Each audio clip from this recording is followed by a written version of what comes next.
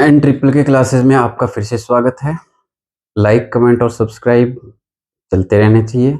आज का हमारा टॉपिक है प्रकाश का अपवर्तन। प्रकाश के अपवर्तन के बारे में पूरा पढ़ेंगे। प्रकाश का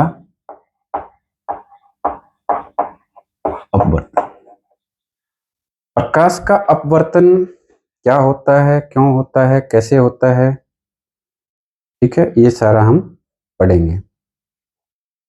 प्रकाश के अपवर्तन की परिभाषा में क्या लिखेंगे कि प्रकाश जब एक माध्यम से दूसरे माध्यम में तिरछा होकर जाता है तो दूसरे माध्यम में इसके संचरण की दिशा में परिवर्तन हो जाता है। प्रकाश जब एक माध्यम से दूसरे माध्यम में तिरछा होकर जाता है तो क्या होता है, दूसरे माध्यम में इसके जो संचरण की दिशा है उसमें परिवर्तन हो जाता है। ठीक है, जैसे उदाहरण के लिए मैं देखो पहले आपको बता देता हूं कि प्रकाश, मान लो ये कांच की कोई स्लैब है, ठीक है, ये प्रकाश की कोई किरण है, ठीक है, ये जो माध्यम है जो बाहर का, ये कौन सा माध्यम है, विरल माध्यम कहेंगे। विरल माध्यम कौन से होते हैं, वे माध्यम जिनमें से प्रकाश आसानी से गुजर सके।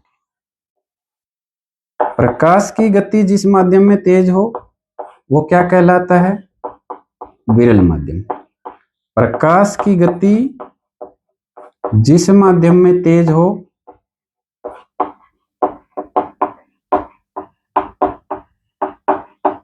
वो क्या कहलाता है, विरल माध्यम। ये जो कांच की स्लैब है ये क्या है, कांच की स्लैब।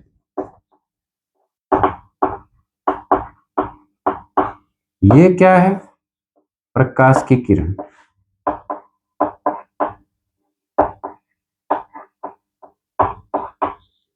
ठीक है, इसे आपतित किरण कहते हैं, मतलब आने वाली किरण।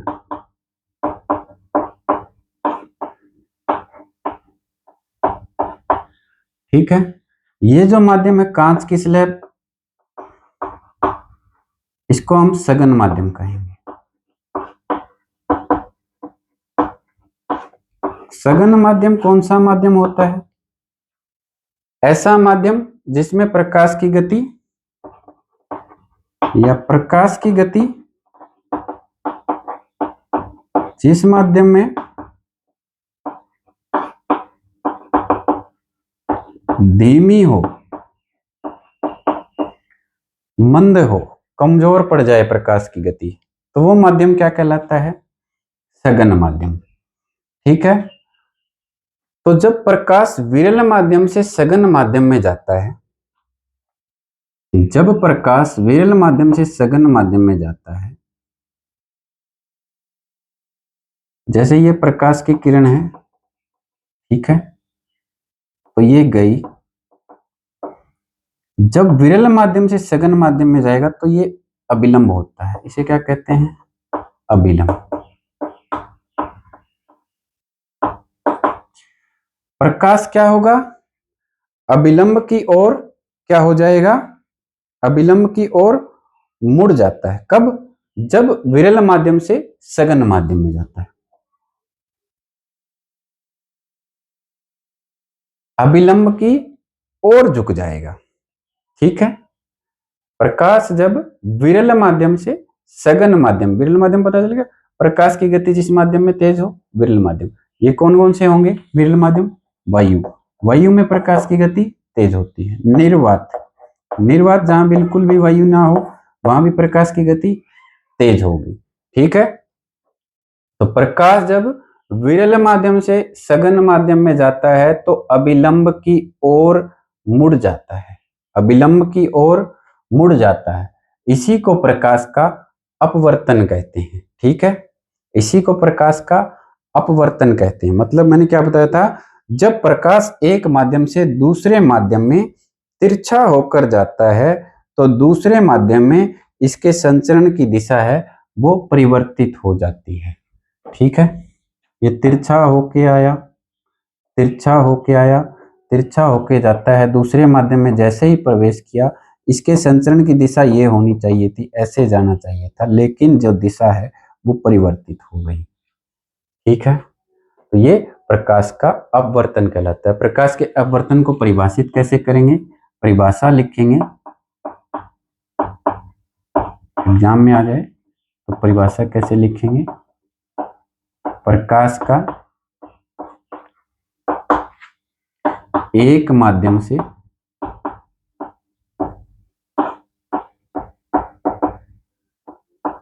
दूसरे माध्यम में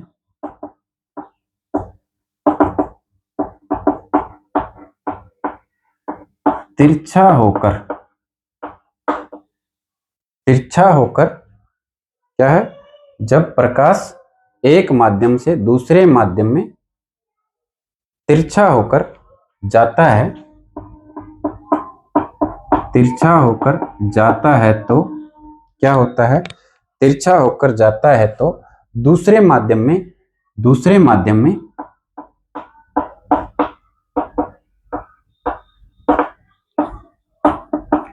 इसके संचरण की दिशा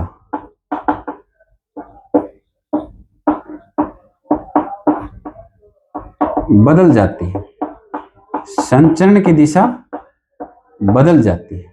इसे क्या कहते हैं, इसे क्या कहते हैं, क्या कहते हैं, प्रकाश का अपवर्तन कहते हैं। प्रकाश का अपवर्तन क्या होता है, जब प्रकाश एक माध्यम से विरल माध्यम से सघन माध्यम में गया तो प्रकाश यदि तिरछा होके जाता है, ये तिरछा होके गया, इसके संचरण की दिशा ये होनी चाहिए थी, संचरण की दिशा क्या होनी चाहिए थी, ये होनी चाहिए थी, लेकिन दिशा में परिवर्तन होगा, यानी कि अभिलंब की ओर या तो ये झुक जाएगा या अभिलंब से परे हो जाएगा। ठीक है, या अभिलंब की ओर झुक जाएगा या अभिलंब से परे हो जाएगा।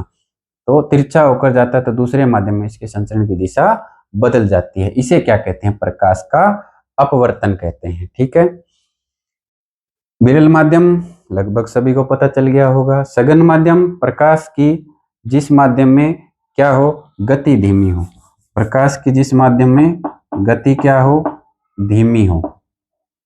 ठीक है,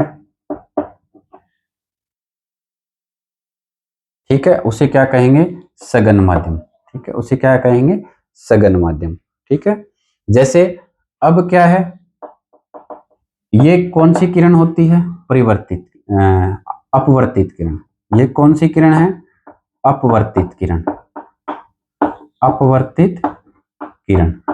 ये कौन सी किरण थी, आपतित किरण। ठीक है, एक बार दोबारा से डायग्राम दोबारा बनाते हैं, ये परिभाषा आप देख लेना, विरल माध्यम सघन माध्यम देख लेना।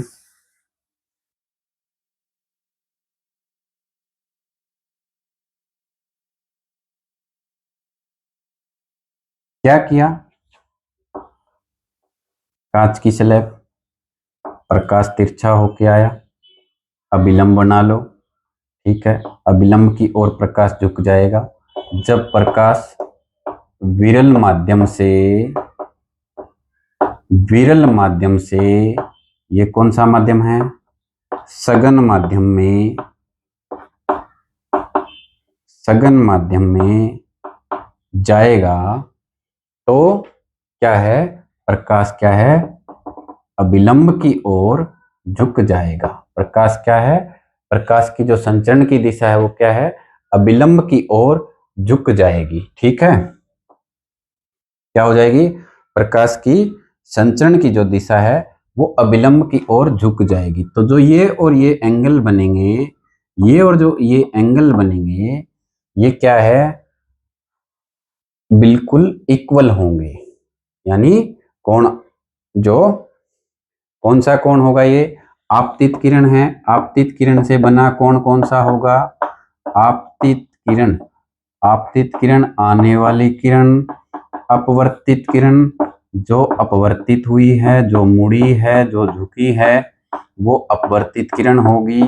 ठीक है, ये आई कोण मान लेते हैं, ये आर कोण मान लेते हैं। ठीक है, आपतित किरण, अपवर्तित किरण, आपतित किरण से बना कोण, ये कौन सा कोण होगा, आपतन कोण होगा। कौन सा कोण होगा, आपतन कोण, ये कौन सा कोण होगा? अपवर्तन कोण, अपवर्तन कोण। ये कौन सा कोण होगा? अपवर्तन कोण। ये कौन सा कोण होगा? आपतन कोण। आपतित किरण से बना कोण आपतन कोण, अपवर्तित किरण से बना कोण अपवर्तन कोण। आपतन कोण और अपवर्तन कोण दोनों बराबर होंगे, ठीक है। इसका ये क्या है? विरल माध्यम से जब सघन माध्यम में आया। अब क्या है, यदि सघन माध्यम से प्रकाश विरल में जाएगा, जब सघन माध्यम से प्रकाश कहां जाएगा? विरल माध्यम में। जब प्रकाश सघन माध्यम से, सघन माध्यम से जब कहां जाएगा? विरल माध्यम में जाएगा। जब प्रकाश सघन माध्यम से और विरल माध्यम में जाएगा तो ये अविलंब से परे हट जाएगा, अविलंब से परे हट जाएगा, ठीक है। ये अविलंब से दूर हो जाएगा। ये विरल से सघन में आया तो अविलंब की ओर हो जाएगा, अविलंब की ओर झुक जाएगा। दूसरा, प्रकाश की किरण जब सघन माध्यम से विरल माध्यम में जाती है तो प्रकाश की किरण क्या है? अविलंब से परे हट जाती है, ठीक है। प्रकाश की किरण अविलंब से परे हट जाती है। ये आपतित किरण, ये क्या है? और अपवर्तित किरण, आपतन कोण, अपवर्तन कोण, तब भी क्या रहेंगे? बराबर। ये माध्यम कौन सा है? सघन। सघन से जब कहां जाएगी? विरल। विरल माने हवा, विरल माध्यम हम हवा ले सकते हैं, निर्वात ले सकते हैं। सघन माध्यम कौन सा है? ये कांच की स्लेब। कांच की स्लेब से जब प्रकाश बाहर निकलेगा तो प्रकाश के जो क्या होगा? अविलंब से परे हट जाएगा, अविलंब से परे हट जाएगा। ये क्या है? अविलंब, अविलंब है ये, परपेंडिकुलर, लंबवत, ठीक है। अविलंब से परे हट जाना, तो ये प्रकाश का अपवर्तन होता है। आप ये भी लिख सकते हैं प्रकाश के अपवर्तन में, जब प्रकाश एक माध्यम से दूसरे माध्यम में जाता है, जब प्रकाश की किरण एक माध्यम से दूसरे माध्यम में जाती है तो प्रकाश की किरण का अविलंब की ओर झुक जाना या अविलंब से परे हट जाना, अविलंब की ओर झुक जाना या अविलंब से परे हट जाना क्या कहलाता है? प्रकाश का अपवर्तन कहलाता है, ठीक है। प्रकाश का क्या कहलाता है? अपवर्तन कहलाता है।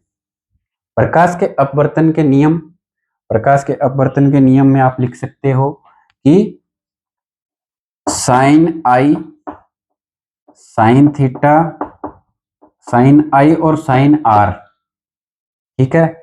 साइन आई और साइन आर इक्वल होंगे, या फिर ये लिख सकते हैं साइन आई बटे साइन आर बराबर क्या होंगे? स्थिरांक होगा, स्थिरांक होगा। मतलब जो ये कोण बने हैं, आपतन कोण का साइन और अपवर्तन कोण का साइन दोनों बराबर होंगे। आपतन कोण का साइन और अपवर्तन कोण का साइन दोनों क्या हैं? बराबर होंगे। या फिर इसको इधर लेके आए, उधर क्या बचा? स्थिरांक बच गया, ठीक है, स्थिरांक बचेगा। और इसका यही नियम हो जाएगा। पहला नियम अपवर्तन का ये होगा कि sine i equal to sine r. पहला नियम अपवर्तन का क्या होगा? अपवर्तन के नियम के बारे में पढ़ेंगे।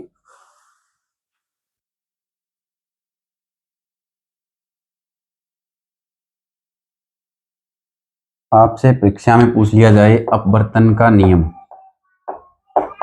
अपवर्तन का नियम क्या लिखोगे? Sine i is equal to sine r, ठीक है। या फिर क्या लिखोगे? साइन आई बटे साइन आर इक्वल टू स्थिरांक, ये स्थिरांक के बराबर होगा। साइन आई और साइन आर इक्वल टू क्या होगा? स्थिरांक के बराबर होगा। दूसरा आप लिख सकते हो, क्या लिख सकते हो कि जैसे हमने परावर्तन में लिखा था वैसे ही कि आपतित किरण, आपतित किरण और क्या है?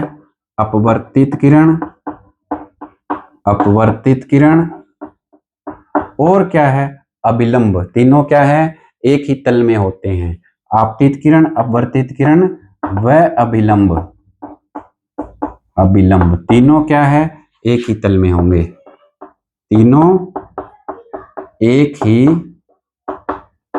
तल में होंगे। ठीक है, जैसे कि ये क्या है, कोई माध्यम बना दिया, ये किरण आपतित किरण होगी, ठीक है, ये अभिलंब हो गया और ये अपवर्तित किरण हो गई। तो आपतित किरण, अपवर्तित किरण और अभिलंब तीनों